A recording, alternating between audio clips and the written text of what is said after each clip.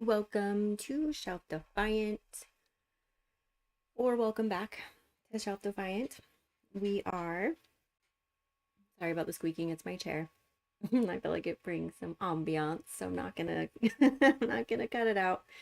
Um, so we last left Jurgen with Mother Sereda, and they were beginning their negotiation of a particular Wednesday of so and so year. So now we're moving into chapter 7. I am, of course, your disembodied narrator. This book and all of the public domain gems are brought to us by the incredible people at Project Gutenberg. And chapter 7 is of compromises on Wednesday. Let's see what new shenanigans. So it was that riding upon a horse whose bridle was marked with a cornet, the pawnbroker returned to a place and to a moment which he remembered. It was rather queer to be a fine young fellow again, and to foresee all that was to happen for the next 20 years. As it chanced, the first person he encountered was his mother Azura, whom Cloth had loved very greatly, but not long. And Jurgen talked with Azra of what clothes he would be likely to need in Gatanas.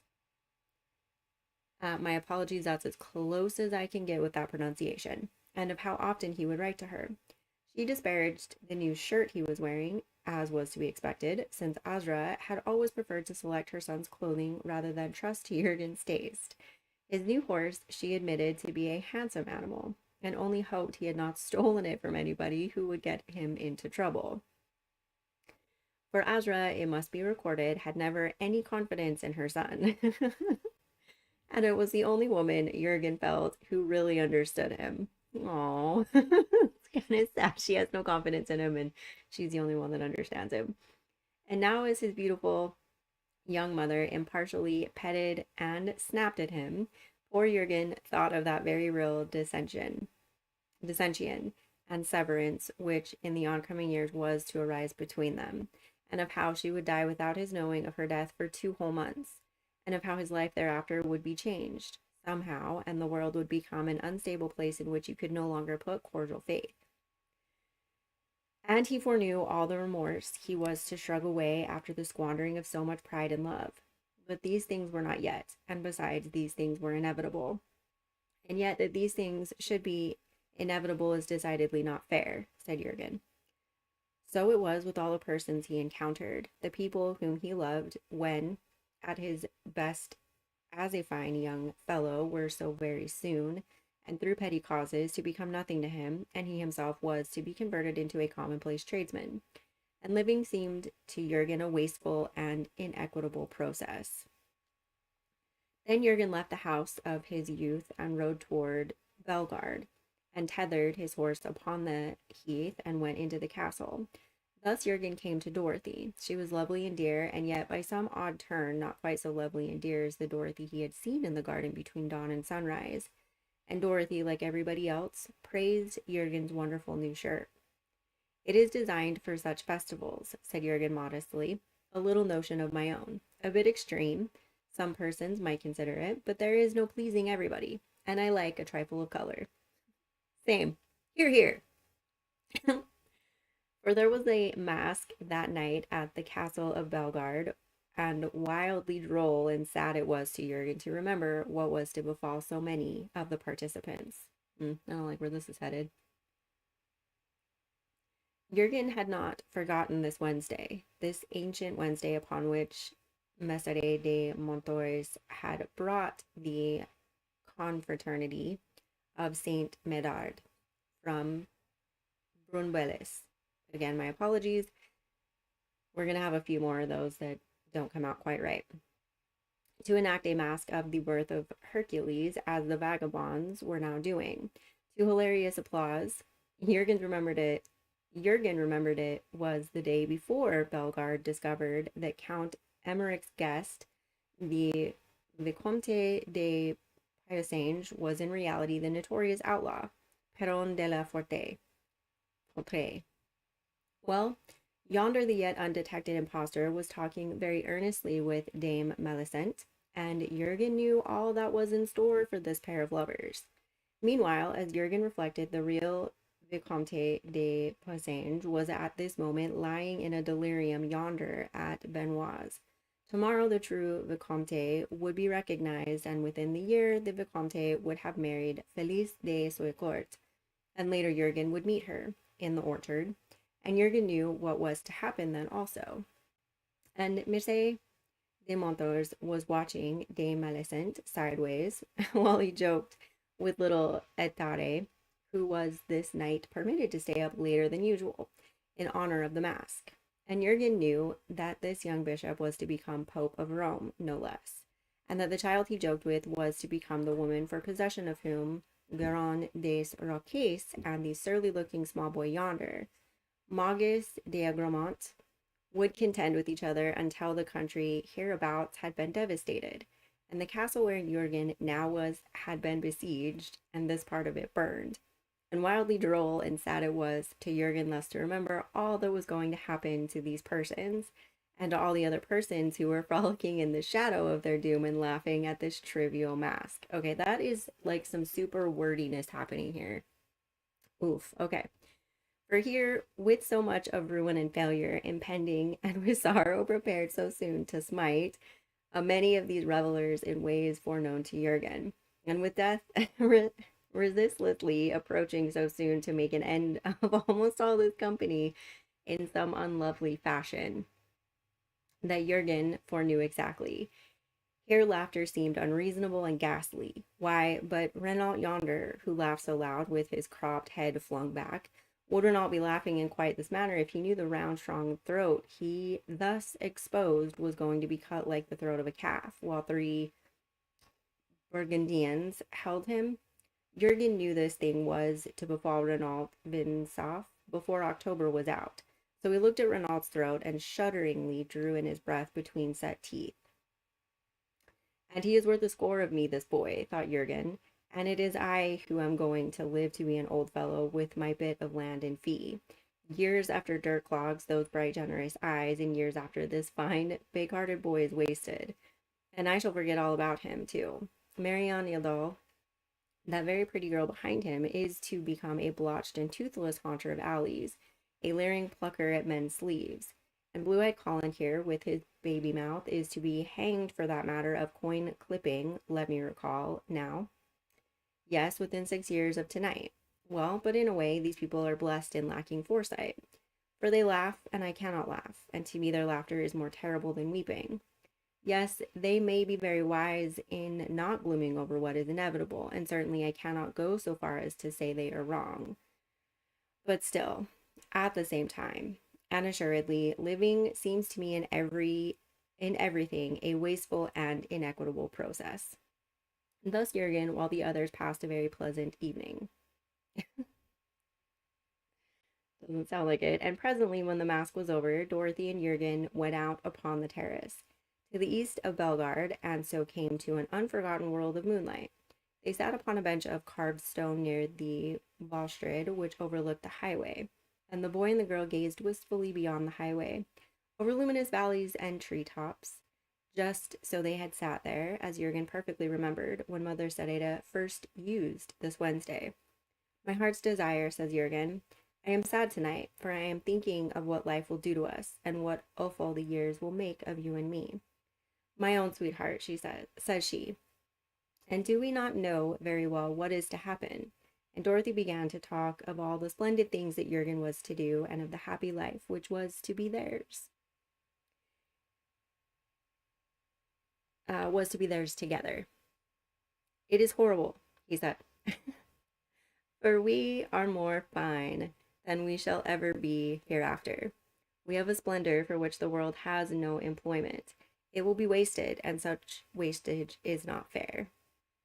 But presently you will be so and so, says she, and fondly predicts all manner of noble exploits, which, as Jurgen remembered, had once seemed very plausible to him also. Now we had clearer knowledge as to the capacities of the boy of whom he had thought so well. No, heart's desire, no, I shall be quite otherwise.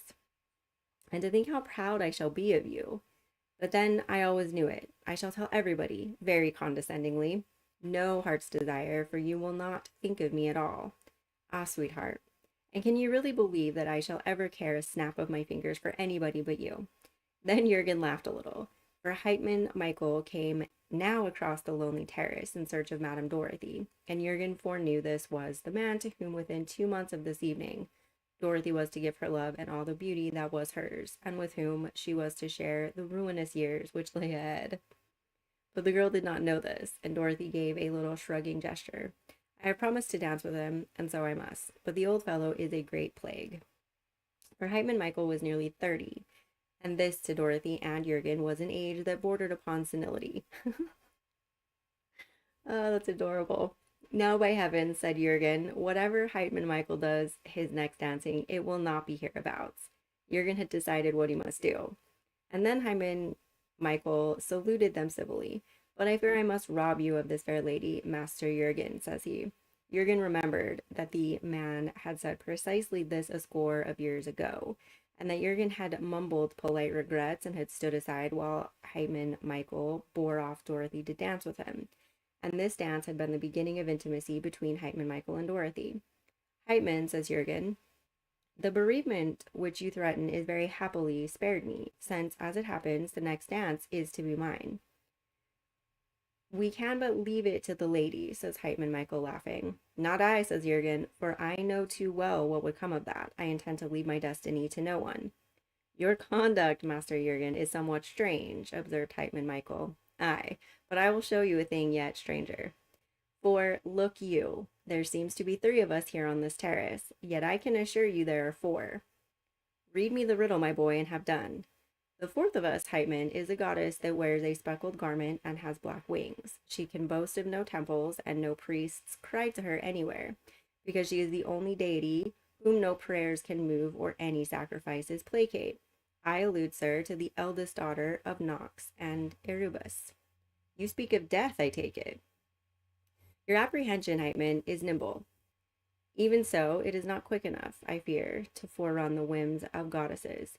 Indeed, what person could have foreseen that this implacable lady would have taken such a strong fancy for your company?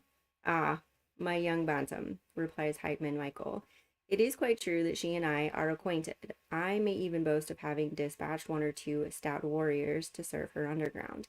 Now, as I divine your meaning, you plan that I should decree her obligation by sending her a whippersnapper. My notion, Heitman, is that since the dark goddess is about to leave us, she should not, in common gallantry, be permitted to go hence unaccompanied. I propose, therefore, that we forthwith decide who is to be her escort. Now Heitman Michael had drawn his sword. You are insane, but you extend an invitation which I have never yet refused. Heitman, cries Jurgen in honest gratitude and admiration, I bear you no ill will, but it is highly necessary you die tonight, in order that my soul may not perish too many years before my body. Oh my goodness. With that, he too whipped out his sword. No, you people should be keeping your swords. Oh, sorry for the distortion when I laughed. I guess I gotta turn my gate down. So they fought. Now Jurgen was a very acceptable swordsman, but from the start he found in Heitman Michael his master. Jurgen had never reckoned upon that, and he considered it annoying. If Heitman Michael perforated Jurgen, the future would be altered, certainly, but not quite as Jurgen had decided it ought to be remodeled. So this unlooked for complication seemed preposterous, and Jurgen began to be irritated by the suspicion that he was getting himself killed for nothing at all.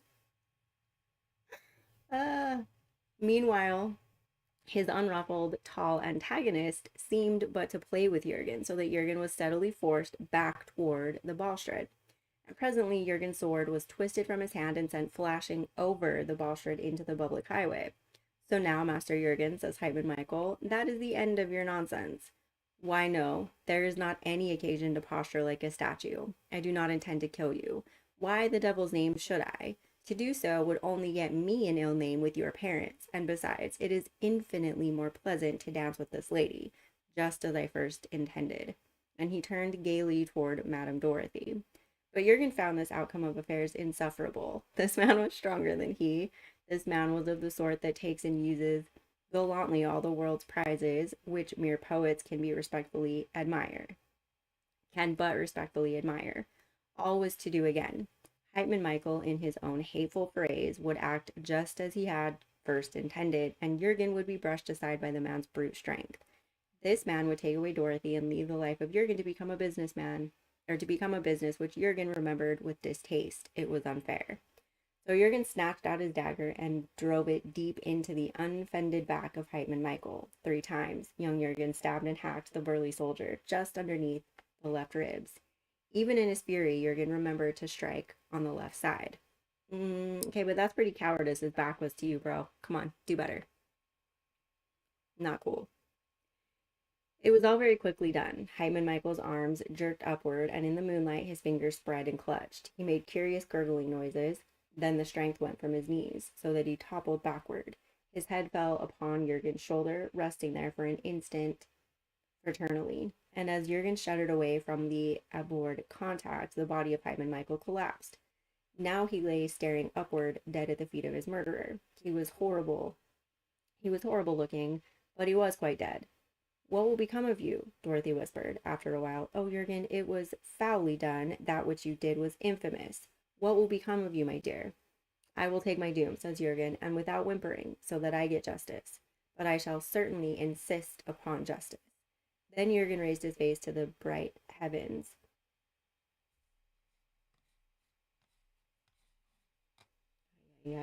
Sorry, that's not an advert. That's just my system trying to give me an update. It doesn't actually update. Okay. Let me start that over. Okay, then Jurgen raised his face to the bright heavens. The man was stronger than I and wanted what I wanted.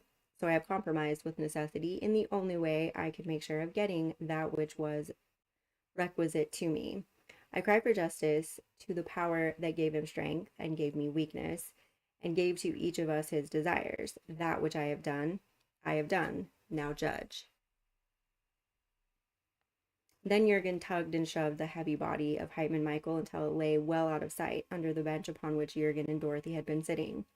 Rest there, brave sir, until they find you. Come to me now, my heart's desire. Good, that is excellent. Here I sit with my true love upon the body of my enemy. Okay, that's a little crazy. Justice is satisfied, and all is quiet as it should be. For you must understand that I have fallen heir to a fine steed, whose bridle is marked with a coronet. Prophetically, I take it. And upon this steed you will ride pillion with me to Le Swart. There we will find a priest to marry us. We will go together into Gatinas. Meanwhile, there is a bit of neglected business to be attended to, and he drew the girl close to him.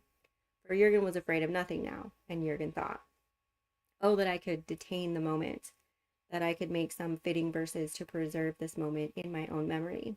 Could I but get into words the odor and the thick softness of this girl's hair as my hands, that are a quiver in every nerve of them, caress her hair, and get into enduring words the glitter and the cloudy shadowings of her hair in this bedrenching moonlight. For I shall forget all this beauty, or at least I shall remember this moment very dimly.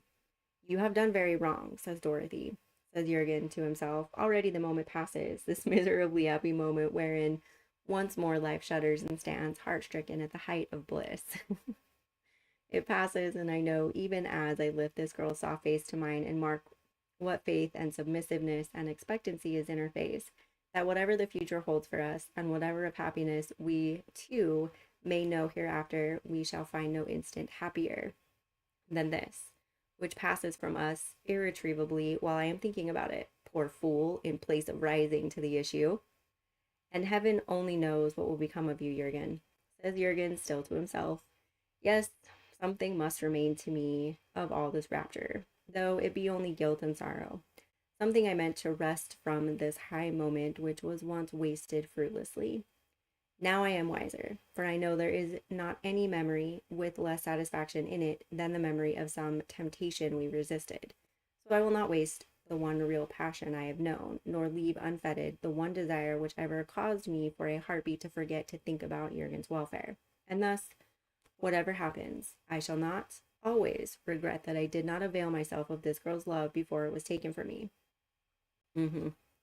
So Jurgen made such advances as seemed good to him. Yeah, murder's kind of a damper, dude. Come on, man, get it together. And he noted with amusing memories of how much afraid he had once been of shocking his Dorothy's notions of decorum, that she did not repulse him very vigorously. Here, over a dead body. Oh, Jurgen, this is horrible. What did I tell you, man?